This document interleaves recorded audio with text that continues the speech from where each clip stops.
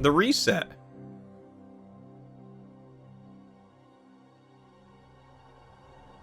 Well, I guess everyone has to re-ladder now on the BSL. That's hilarious. Better get to it. New ladder season! Holy sh**.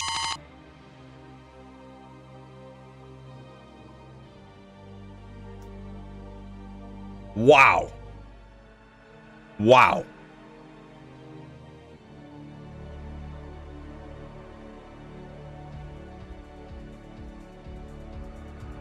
My mind is already blown. Fighting Spirit's gone. Fighting Spirit is gone. Terra! Fighting Spirit is gone! It's like the worst, oldest ladder map ever.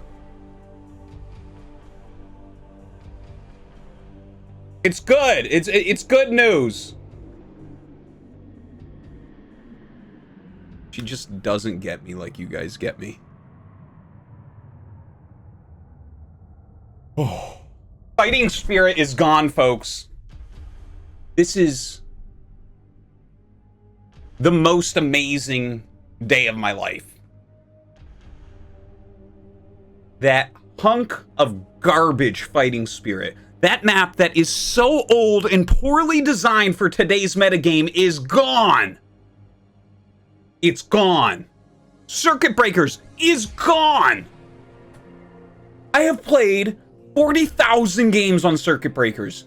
It's gone. Happy day. Happy day. Let's take a look at the maps. Oh, this is so exciting. Whew. All right. Benzene remains. I've talked a lot about Benzene in the past. Okay, this is a map that I think is really great for tournament play, for matches, like a best of series, but on the ladder is a little bit stupid. Terran versus Terran specifically here, if you just siege in the center, it's so easy to cut in half, and it just makes an hour game every single time in TVT if either player wants to do that. Which, if someone gets a little bit behind, that's what they'll do. So it's like, and then Terran vs. Zerg, it's very difficult to defend mutas, so you have to play very, very sharp builds. But there's also a sick lurker all in, right? Where you can go up behind the minerals. So it's not too fun there. As far as Terran vs. Protoss goes, there's so many proxy locations that it's a little bit difficult, right? Like, let's say I'm this blue here. They can build here in my natural. They can build up here at my third. They can build a gateway here on that ramp. They can build stuff up here, like proxy tech. They can build a robo over here to do drops against me. So there's a lot of cheese you have to look out for. But the thing is, if it's like a series that you're playing this in, this is a great map, I think. It's a really good tournament map. But as far as laddering goes, this is not a productive map to play mass best of ones on against random people. So I will be vetoing that. All right, let's see what else is here. Eclipse. Eclipse is back. This is one of the best maps ever made. We have amazing games in every single matchup on this map. It's such an interesting one. I'm so happy that it remains in the ladder pool. You know, it's just like you have that the natural third, but it is pretty wide open, which makes like it can make defending your third base pretty tough, especially in Terran versus Protoss. You have these interesting high to low ground platforms in the center. These two bases that can be very hard to break, but are far away from everything else. Right? And then you have the top left of the map where it's like there's a lot more flow up there. A lot of different paths that you can run up. But definitely some rich bases. Eclipse is a great map. I'm so happy to have it back. I will play that till the end of time. Plasma's back. Why would they keep Plasma? Plasma's a garbo map, man. It's not even good in tournaments, to be honest. Every game on Plasma is stupid and one-sided. It's like, there's so much luck involved in mind games and stuff. Like, you have all those eggs. You can't see them on this preview, but there's like all these eggs. So, you see the little mineral dots. That's so you can send an SCV through or probe through or drone through, so you can actually scout. But the eggs are like so high armor that you need splash damage to kill them, basically. So it's a real pain. Definitely seems like a Zerg favored map overall. But the thing is, no one plays Plasma. It's like I got a strategy from G5 where if you just play with Plasma unvetoed, you get an extra veto because everyone vetoes it because it's such a silly map. Yeah, like I've had Plasma unvetoed for weeks, and I think I played it 5 times. That's awesome. Like I have to play like 1 to 2 games on Plasma a week only for that extra veto. And the games are just silly. It's like you can't even get angry. You're just like, I don't know. We're both cheesing in some direction. Whatever. I don't know why this map was brought back, but okay. we'll play it. All right, Optimizer. See, it kind of explains what the geysers are. This is actually really, really important because if you look at the map without knowing what these are, like what the values of the mineral patches and gases are, you definitely think the map was broken. But it actually gives us a lot of interesting pro games. This is a map that was in ASL. It's being used a lot by the pros right now. Right, so each main base has 2 geysers. One is 4,000. The one on top is 4,000 because geysers above mine more efficiently than geysers below. So the top geysers are all 4,000. The bottom geysers are all 1,000. And that might be confusing to people, but just the way the graphics work in StarCraft. But if you have a geyser below your command center, nexus, or hatchery, to get 100% mining efficiency out of it, you actually need 4 workers. A lot of people will just do 3, but if you want 100% mining efficiency, it's 4. So that's why the top geysers are all 4,000. That's why like every map you see, all modern maps have the geyser on top, even if it makes things awkward, because obviously like losing an SCV because you spawn in the wrong spot is silly. Anyways, you have like a little choke here, but then you have this natural expansion where you have 4 mineral patches here, and that's on a ramp. These have 250 minerals apiece. So you can actually mine through those quickly, or you can just jump an SCV probe or drone over. It's very easy. You put 2 mining on top of each other, you hit stop on one, and you just right click and it pops over. Because there's these expos on the side of the map. Right? So those are hard to get to because, like, if your opponent, for instance, you spawn here in the purple spot, your opponent spawns here, yeah, they're going to mine through here and get in. But if you spawn here in the purple spot and they spawn, like, over here or over here, they can't mine out these minerals. So this becomes an area they can only drop. So it's kind of like an island expansion for you. Where they have to attack it like it's island, but you can defend it like it's land, kind of. It's like a windy path to get there.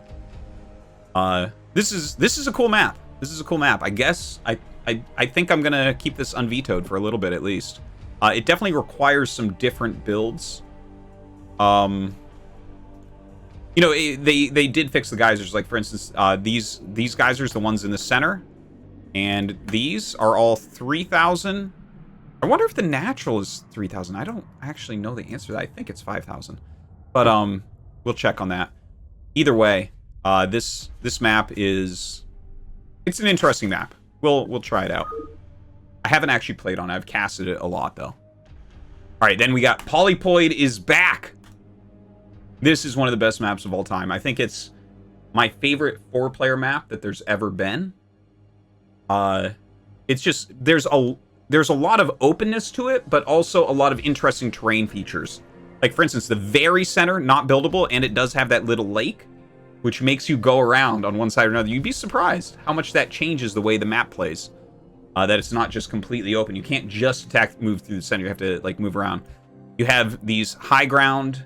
Well, they're not high ground because you can't land up there, but you have these, like, pillar type things. These are vision blockers.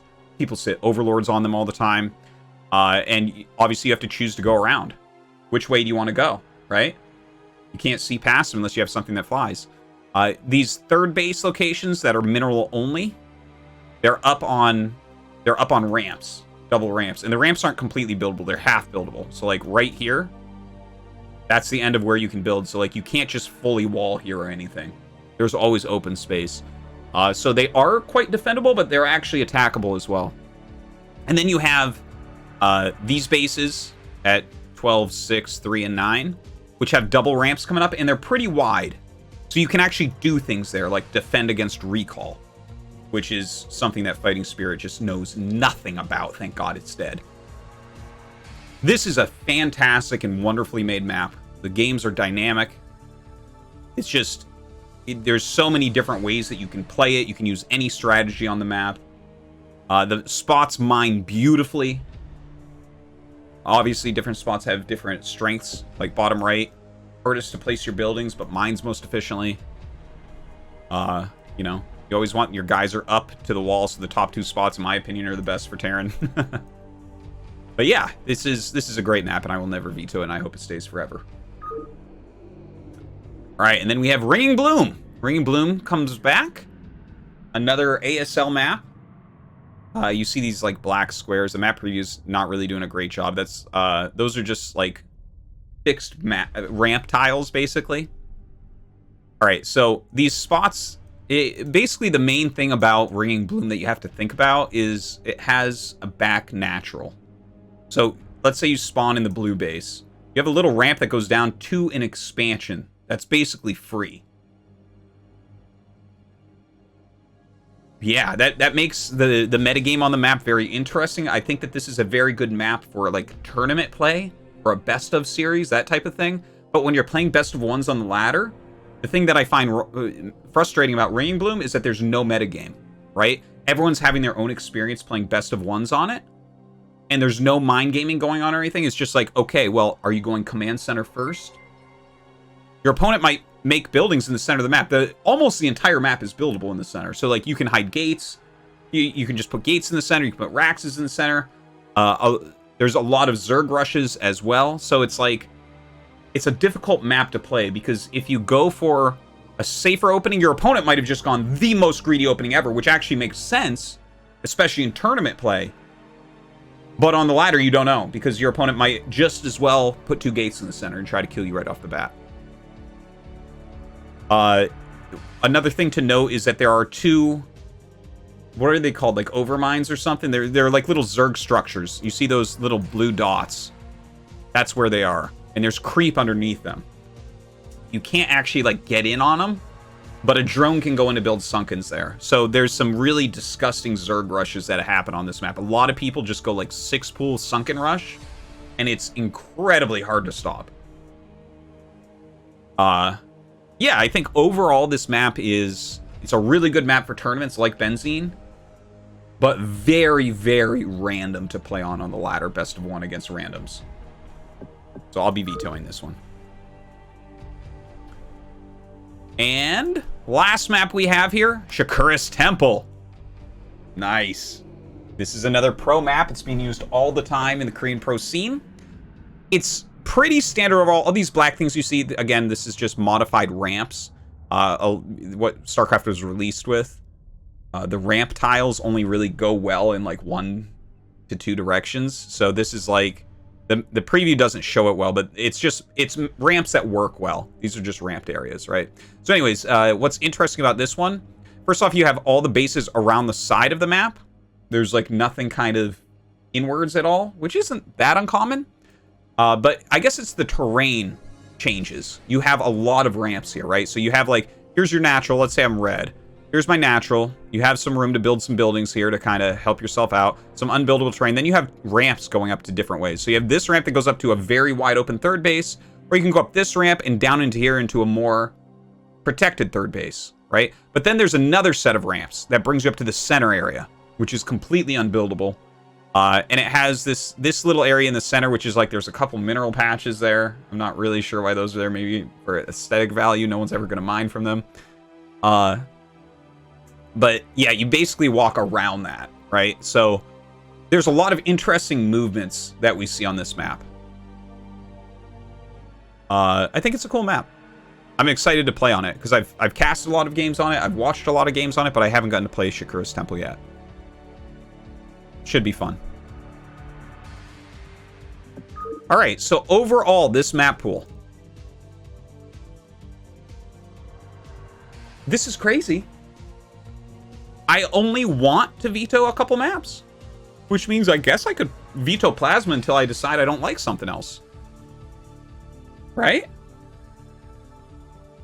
I'm not sure exactly how I already know that Eclipse and Polypoid are amazing maps that I want to play, but Optimizer and Shakuris Temple I haven't played a lot. So I guess we're just going to see how those two maps go. And then I'll decide if I want to unveto Plasma and veto one of those. But wow. Blizzard, thank you so much. New ladder season, new map pool. The map pool is much better, I would say, than what we have been dealing with like Circuit Breakers and Fighting Spirit always in there forever. They're so old. Like, Circuit Breakers is a great map, but it's just kind of getting boring. It's everyone just knows how to play it completely. Fighting Spirit is a terrible map that people just like because it's comfortable. But this is a good pool. I like it overall. We'll see if it remains that way as I start to play a lot of games on Optimizer and Shakuris Temple.